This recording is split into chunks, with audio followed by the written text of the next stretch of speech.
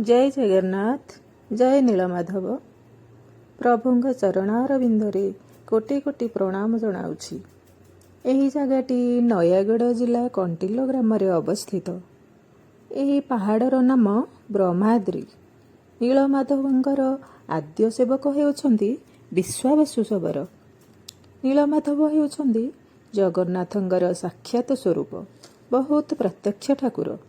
ଏହି ମନ୍ଦିର ପଛରେ ବହୁତ ସୁନ୍ଦର କାହାଣୀଟିଏ ମଧ୍ୟ ଅଛି। ପ୍ରଭୁଙ୍କର ଲୀଳା ସେଇ ପ୍ରଭୁ ହିଁ ଜାଣନ୍ତି। ଭାଗ୍ୟରେ ଥିଲେ ପ୍ରଭୁ ନୀଳମାଧବଙ୍କର ଦର୍ଶନ ମିଳେ। ବହୁତ ଦିନରୁ ପ୍ରଭୁଙ୍କର ଦର୍ଶନ ପାଇଁ ମୋର ଇଚ୍ଛା ଥିଲା, ଆଉ ଆଜି ସେହି ଇଚ୍ଛା ପୂରଣ ହୋଇଛି। ପ୍ରଭୁଙ୍କର ଡୋରି ଲାଗିଛି। ଆମ୍ଭେମାନେ ବହୁତ ଉତ୍ସାହର ସହିତ ସକାଳୁ ସକାଳୁ ଉଠି ନିତ୍ୟକର୍ମ ସାରି ଆସି ପହଞ୍ଚି ଯାଇଛୁ ଏଠି।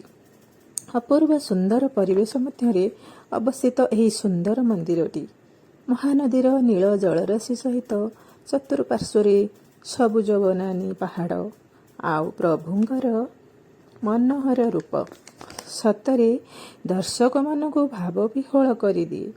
ଆପଣମାନେ ନିଶ୍ଚୟ ଥରେ ଆସନ୍ତୁ, ପ୍ରଭୁଙ୍କର ଦର୍ଶନ ସହିତ ସୁନ୍ଦର ପରିବେଶର ଆନନ୍ଦ ନିଅନ୍ତୁ।